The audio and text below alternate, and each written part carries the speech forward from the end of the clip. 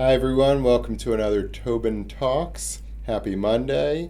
And in honor of the Miami Dolphins and football season beginning, as they say in sports, hope springs eternal. So let's go, Dolphins.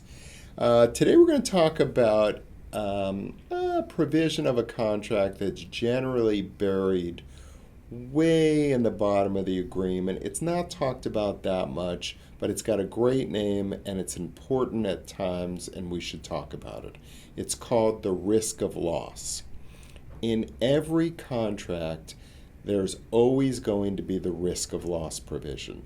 And the first question you should ask is, what is the risk of loss? Well, I'll tell you.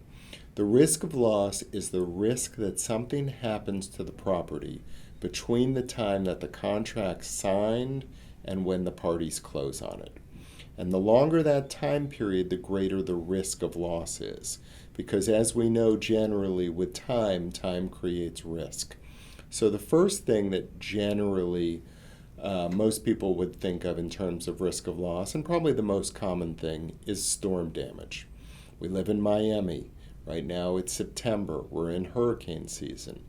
If, God forbid, there's a hurricane and there's damage to the property between the time that the buyer signs and the buyer closes, the buyer needs to understand that the risk of loss in almost every contract is on the seller.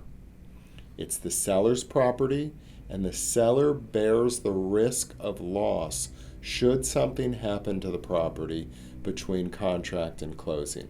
And so that means that a buyer has the security of knowing that they're not forced to close on a property that's been damaged by storm or other casualty.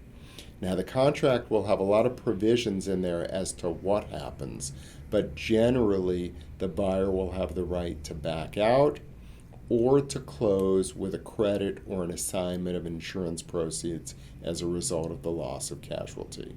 So, risk of loss is on the seller, not on the Dolphins. Thanks for joining us. Bye-bye.